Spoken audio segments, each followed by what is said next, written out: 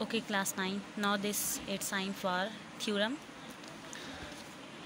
हम पिछले 2 लेक्चर्स में थ्योरम नंबर 1 चैप्टर 12 का थ्योरम नंबर 1 और 2 कर चुके थे। थ्योरम नंबर 1 में हमने जो पॉइंट P था that was on right bisector of a line segment, उसको equidistance from its end point proof किया। ये हमारे पास प्रूफ हो चुका। सेकंड में हमें कन्वर्स में यही चीज़ बोली गई थी कि ये पॉइंट जो था, जो इक्विडिस्टेंस था and point of a line segment, हमने प्रूफ किया कि वो लाइन सेगमेंट के इस लाइन सेगमेंट के राइट बाइसेक्टर पे मौजूद था। हमने ये भी प्रूफ कर लिया।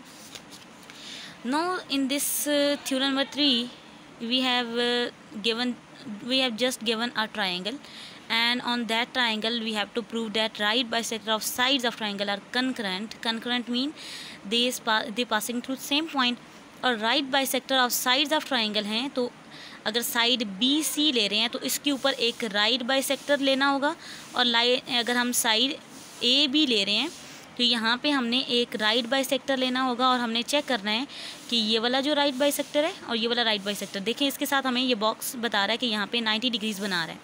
ठीक है, इस साइड पे और इस साइड का ज़रा इस तरह करके देखना होगा हमें बुक को।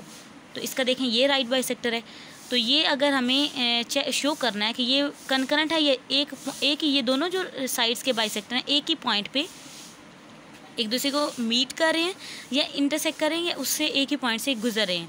सो दीज टू, ये वाला राइट बाइसेक्टर और ये वाला राइट बाइसेक्टर, इस पॉइंट से अगर हमने शो करा दिया कि वो पॉइंट ओ पे मीट करता है, ये उससे पास आउट हो रहा है, तो हमें ऑब्वियसली मिल जाएगा कि हमारी जो साइड ए सी है उसका राइट बाइसेक्टर भी इसी पॉइंट से क्रॉस होगा और उससे गुजर के जाएगा और वो कंकरेंट शो हो जाएंगे। ठीक है, सो हमने थ्योरम की स्टेटमेंट लिखी, the right bisector of the sides of triangle are concurrent and we have just given our triangle A B C.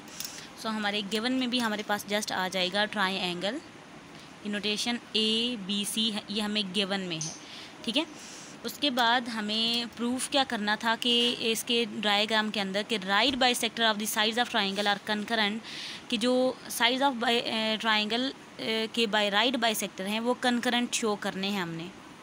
सो हमने टू प्रूव में लिखा the right bisectors of side any of the 3 sides है ना, of the sides of triangle are concurrent. So to prove में हमने लिखा the right bisectors of side A B, B C and C A are concurrent. ठीक है, अब हमें यहाँ पे कोई राइट बाइसेक्टर नज़र नहीं आ रहा, सो हम कुछ कंस्ट्रक्शन खुद कर लेते हैं, कुछ हम खुद लेके आएंगे और जो साइड रह जाएगी उसका प्रूफ करेंगे। ठीक है, अपनी स्टेटमेंट्स और रीज़न के थ्रू। सो सबसे पहले हम साइड अगर ए बी की बात करते हैं तो इसका राइट बाइसेक्टर इस तरह होगा, दैट्स वो यहाँ तक आ गया, इसका राइट बाइसेक्टर है। और यहाँ से जो साइड हमने ली ये मिड पॉइंट पे भी इसको ए बी को कट कर रहा था और राइट पे राइट एंगल भी बना रहा था। लाइन बी सी का हम कहते हैं कि ये वाला मिड पॉइंट है, सो इसका राइट बाइसेक्टर यहाँ पे है और इसको भी हमने 90 डिग्रीज पे इसको बनाया, और ये वाला पॉइंट हम कहते हैं कि ये ओ पॉइंट था। ठीक है, ये पॉइंट हम कहते हैं कि वो ओ पॉइंट है। अब हमें ये भी पता है कि अगर हम ये पॉइंट ओ ले रहे हैं, अब ये बाइसेक्टर ए बी के ऊपर भी मौजूद है ओ पॉइंट, और बी सी के राइट बाइसेक्टर पे भी मौजूद है। हमने थ्योरम नंबर 1 में चेक किया था कि अगर पॉइंट ले रहे हैं, एक पॉइंट हो पी, जैसे यहाँ पे था हमारे पास एक पॉइंट था पी जो right bisector of line segment पे मौजूद था, ये पी था, तो हमने उसको इक्वी डिस्टेंस शो कराया था एंड पॉइंट से। तो अगर यहाँ पे हमें इस राइट बाइसेक्टर की सिर्फ बात करें तो यहाँ पे हमें पॉइंट ओ दिया गया है, सो इसको किन 2 एंड पॉइंट से इक्वल होना चाहिए, एक ये वाला बी एंड पॉइंट और एक ये वाला सी एंड पॉइंट। देखें इस राइट बाइसेक्टर पे ये वाली फॉर्मेशन बन गई है ना। अब सेम यही फॉर्मेशन देखें कि हमारा ये ओ वाला पॉइंट इस बी से अगर इक्विडिस्टेंट है तो इस राइट बाइसेक्टर के लिए इसको ए से भी इक्विडिस्टेंट होना चाहिए ना। सो हम इसी पॉइंट को ए तक भी हमने एक्सटेंड कर लिया। ठीक है, अब देखें इस साइड पे ये वाली हमारी फॉर्मेशन बन रही है कि जो बी सी लाइन सेगमेंट का राइट बाइसेक्टर है उसको अगर ओ पॉइंट कहें तो वो ओ पॉइंट उसके एंड, इस लाइन सेगमेंट के एंड पॉइंट से इक्वी डिस्टेंस है, यानी ओ पॉइंट जो है जो राइट बाइसेक्टर पे मौजूद है, इस राइट बाइसेक्टर के ऊपर ये वाला ओ पॉइंट मौजूद है, वो इस लाइन सेगमेंट ए बी के एंड पॉइंट से इक्वी डिस्टेंस है, यानी ओ से ए तक का डिस्टेंस, ओ से बी तक का डिस्टेंस बराबर है। और जब हम बी सी लाइन सेगमेंट की बात करते हैं तो इसका राइट बाइसेक्टर ये वाला है और ये वाला राइट बाइसेक्टर, इस पे भी तो यही पॉइंट ओ है। तो इस पॉइंट ने इस लाइन के एंड पॉइंट से बराबर होना है, एंड इक्विडिस्टेंट होना है। सो ये वाला लाइन सेगमेंट जो हमारा ओ पॉइंट होगा वो ओ से बी तक का उसका डिस्टेंस और ओ से सी तक का डिस्टेंस बराबर होगा। ठीक है, ये इक्विडिस्टेंस वाला हमने थ्योरम 1 की पोस्टुलेट को यूज़ कर लिया हमने। सो अब ये भी यहीं से हमें मिल रहा है कि ये वाला जो पॉइंट है वो ओ से सी तक का और ओ से ए तक का भी डिस्टेंस हमें बताएगा बाद में। इस पॉइंट को भी अपने माइंड में रख लेना है। सो कंस्ट्रक्शन आप लिखते हैं। हमने कंस्ट्रक्शन जो की, सो हमने कंस्ट्रक्शन में क्या किया, हमने ड्रॉ किए हैं right bisectors of line segment A B का राइट बाइसेक्टर ड्रॉ किया और लाइन सेगमेंट बी सी का राइट बाइसेक्टर ड्रॉ किया। जहाँ पे ये आपको बॉक्स शो हो रहा है, it means these twos are right bisector of respective lines. Respective line mean हर एक अपनी लाइन की ही बाइसेक्टर है, यानी ए बी का यही वाला बाइसेक्टर है और बी सी का ये वाला बाइसेक्टर है। So that meet each other at O, ये दोनों एक दूसरे को कहाँ मिल रहे हैं, ओ पॉइंट पे। Join O to B C and A, फिर हमने ओ को बी से भी मिलाया, ए से भी मिलाया और सी से भी मिलाया। सो अब आ जाते हैं स्टेटमेंट्स एंड प्रूफ्स की तरफ कि हमने किस के थ्रू हमने इसको शो करना है कि वो बराबर है। सो स्टेटमेंट्स और रीज़न में सबसे पहला जो हमारा पॉइंट आएगा, डैट वाज ओ ए और ओ बी इक्वल हैं या कन्ग्रेंट हैं। और इसकी रीज़न क्या है कि अगर हम इसको डायग्राम को ऐसे देखें तो ये हमें जो थ्योरम नंबर 1 था हमारा, उसकी फॉर्मेशन बन गई है कि any point, let's suppose that was O point in our case, आज के केस में वो ओ पॉइंट है। पहले ही हमने जो थ्योरम किया था उसमें वो पॉइंट हमने पी लिया था। Any point that is on the right bisector of a line segment, हमारे पास ये लाइन सेगमेंट ए बी है। That point is equi distance from its and points of that line segment, उस line segment के and point से वो बराबर होता है, जैसे ये ओ ए और ओ बी डिस्टेंस बराबर है, या इसका जो हमारा लाइन सेगमेंट है ये दोनों बराबर हैं। तो इसकी रीज़न हमारी पूरा थ्योरम नंबर 1 आ जाएगा। तो पहली स्टेटमेंट ही हमारी ये होगी कि ओ ए और ओ बी एक दूसरे के कन्ग्रेंट हैं, इसको 1 कह देते हैं, इसको बाद में हमने यूज़ करना होगा। तो इसकी हमने रीज़न दी है कि each point on right bisector of a line segment is equi distant from its end point, यानी पूरी थ्योरम नंबर 1 की हमारी जो स्टेटमेंट थी वो हमने यहाँ पे लिखी है। नेक्स्ट हमें क्या मिल रहा है कि ओ बी और ओ सी भी कन्ग्रेंट हैं। हम लिखेंगे ओ बी लाइन सेगमेंट है वो ओ सी लाइन सेगमेंट के कन्ग्रेंट है। इसको नंबर 2 हमने कहना है, इसको हमने नेक्स्ट यूज़ करना है। ये सेम वैसी चीज़ आ गई है जो 1 है, क्योंकि अब ये बी सी का लाइन सेगमेंट था और बी सी के लाइन सेगमेंट के ऊपर भी सेम पॉइंट ओ लाई कर रहा था और वही ओ पॉइंट ओ बी और ओ सी का डिस्टेंस बराबर दे रहा था, क्योंकि वो भी right bisector of line segment के ऊपर मौजूद था और वो फिर इक्वी डिस्टेंट होना था उसके एंड पॉइंट से। एज इन 1 का मतलब ये है कि 2 के लिए भी सेम रीज़न है जो हमने 1 में दी है। अब एज इट इज़ ये वाली स्टेटमेंट हमने दोबारा यहाँ पे 3-4 लाइन की नहीं लिखी, हमने जस्ट लिख दिया एज इन 1 कि सेम रीज़न इसकी वही है जो 1 की रीज़न हमने दिया। 1 के लिए हमने जो रीज़न दी है वही 2 के लिए भी रीज़न है। अब देखें हमारे पास ओ ए इक्वल था हमारा कन्ग्रेंट था ओ बी के, और यहाँ से ओ बी कन्ग्रेंट आ गया ओ सी के।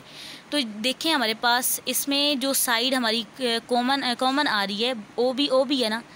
अगर हमारे पास रिलेशन होता है इस तरह कि अगर ए इक्वल है बी के और बी इक्वल है सी के, तो हम कह सकते हैं कि ये कॉमन आया है, तो हम कह सकते थे कि ए इक्वल है सी के, तो यहाँ से हम ओ ए को कह देंगे कि वो ओ सी की इक्वल है।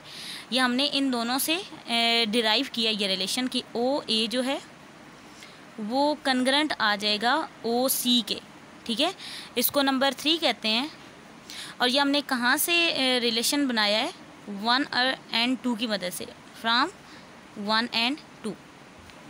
अब ये वाला रिलेशन देखें, ओ ए जो हमारा कन्ग्रेंट था ओ बी के, ओ ए कन्ग्रेंट था ओ बी के, तो वो हमारा राइट बाइसेक्टर के ऊपर पॉइंट मौजूद था ओ।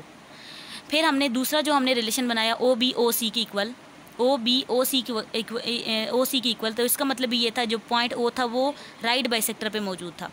अब यहाँ पे हमने जो रिलेशन खुद डिराइव किया उसमें जो चीज़ आ रही है वो हमें क्या बता रही है कि जो ओ ए ओ सी की इक्वल है, ओ ए ओ सी की इक्वल है, तो इसका मतलब यही ओ पॉइंट इस लाइन सेगमेंट ए सी के राइट बाइसेक्टर पे तो मौजूद होगा ना। देखिए इसके लिए भी वही रिलेशन नहीं बन गया। तो हमने इन दो के राइट बाइसेक्टर ड्रॉ किए, तो इस साइड पे जो राइट बाइसेक्टर है, ऑब्वियसली इस स्टेटमेंट से हमें वो चीज़ पता चल गई है कि उसका भी राइट बाइसेक्टर है, वो भी राइट, ये वाला ओ पॉइंट जो है वो ए सी के राइट बाइसेक्टर पे भी मौजूद है। लेट्स वो यहाँ पे राइट बाइसेक्टर है कहीं पे। तो सो हमने यहाँ से एक नतीजा अखज़ कर लिया या एक रिज़ल्ट बनाया है। ये देयरफॉर की नोटेशन है, सिंबल है। Therefore point O is on the right bisector of C A. ये हमने एक रिज़ल्ट खुद से निकाला है कि जो पॉइंट ओ है वो right bisector of C A B या ए सी भी मौजूद है, ठीक है। और इसकी रीज़न हमने दी कि as O is equidistance from A and C, कि हमें यहाँ से पता चला कि ए और सी से ओ का डिस्टेंस, ओ का डिस्टेंस ओ से सी यानी ओ से ए बिल्कुल बराबर है, यानी ओ का डिस्टेंस सी और ए से and point of this line segment बराबर है। और and point of this line segment के बराबर होने का रीज़न ये आता है कि वो उसके राइट बाइसेक्टर पे है, तभी उसका इक्वी डिस्टेंट आता है। ये अगर पॉइंट हम पी ले रहे थे, यानी थ्योरम नंबर 2 जो हमने किया था उसमें हमें वो पॉइंट ही गिवन था ना, पॉइंट पी गिवन था कि वो इक्वी डिस्टेंट है दोनों साइड से, तो हमने इसको कहा था कि वो राइट बाइसेक्टर पे है तब भी वो इक्वी डिस्टेंट है। ये थ्योरम नंबर 2 में हमने किया था। तो अब जो सी ए साइड है हमारी, उसके लिए हमने थ्योरम नंबर 2 के पोस्टुलेट को ही यूज़ करना है कि हमारा जो पॉइंट है is on right bisector of C A because O is equidistance from A and C. So ये हमने कहा O is equidistance from A and C, but ये भी हमारे पास मौजूद था रीज़न, ये हमें स्टेटमेंट दी, but point O is on right bisector of A B and B C. ये हमने डायग्राम में कंस्ट्रक्शन में खुद किया था कि ए बी और बी सी के राइट बाइसेक्टर पे हमने ओ को पॉइंट को लिया था, ये हमारी कंस्ट्रक्शन थी। सो इस कंस्ट्रक्शन से, और ये इसको हमने 0.5 कहा, और 4 हमारा जो था वो right bisector of A B है, और पॉइंट जो 5 था उसमें हमने ये बताया कि जो पॉइंट ओ है वो right bisector of A B और बी सी दोनों के मौजूद है। आप देखें यहाँ पे हमने साइड सी ए कहा, यहाँ पे साइड ए बी और यहाँ बी सी। सो अब डायग्राम में देखें तीनों साइड्स के राइट बाइसेक्टर पे उस पॉइंट को हमने शो करवा दिया है। यहाँ पे तीनों साइड हमारी हो गई प्रूव कि वो ओ पॉइंट उन तीनों साइड्स के राइट बाइसेक्टर पे मौजूद है। सो हमारा फाइनल रिजल्ट जो होगा, हैंस, एक लाइन छोड़ के लिखे हैंस, तो तीनों राइट बाइसेक्टर हमारे पॉइंट ओ पे थे, right bisectors of the 3 sides of triangle,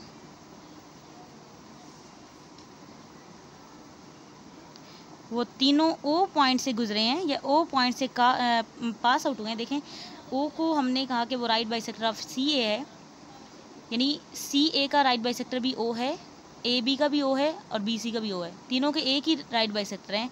एक पॉइंट से तीनों राइट बाइसेक्टर पास आउट हो रहे हैं, तो हम कह सकते हैं कि hence the right bisector of 3 sides of triangle are, एक ही पॉइंट से वो जब पास आउट होते हैं, आर कनकरेंट, हम उसको कहते हैं कि वो कनकरेंट है। और किस पॉइंट पे वो कनकरेंट हुए? एट ओ। और ये हमने रिजल्ट जो ड्राइव किया, ये हमने 4 and 5 को यूज़ करके ये वाला रिज़ल्ट दिया। और 4 and 5 हमारी क्या थी? 4 से हमने उसको सी ए का राइट बाइसेक्टर बोला कि वो ओ पॉइंट पे मौजूद है, और ए बी और बी सी के साइड के जो हमने 5 में हमने ये बोला कि वो ए बी और बी सी के साइड के राइट बाइसेक्टर भी पॉइंट ओ से हैं या पॉइंट ओ उनके राइट बाइसेक्टर पे मौजूद है। तो तीनों साइड के राइट बाइसेक्टर अगर ओ पे हैं, इट मीन जो तीनों साइड के राइट बाइसेक्टर हैं वो कनकरेंट हैं। और कनकरेंट किस पॉइंट पे थे? ओ पे थे। वो तीनों राइट बाइसेक्टर एक ही पॉइंट ओ से पास आउट हो रहे थे। So that was your theorem number 3। आपने इसको अच्छे से प्रैक्टिस करनी है। अगर आपको कोई कन्फ्यूजन हो रही है किसी भी पॉइंट में तो आपने मुझसे पूछना है।